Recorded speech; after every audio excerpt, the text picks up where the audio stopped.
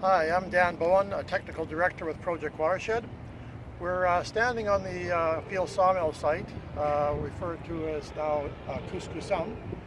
And this is a site that Project Watershed is looking at, hopefully in the future, restoring. There's a lot of activity down here right now, specifically with the City of Courtenay putting a water line through along the Comox Road to the Comox First Nations property. It's got nothing to do with any work on the site itself. We'd like to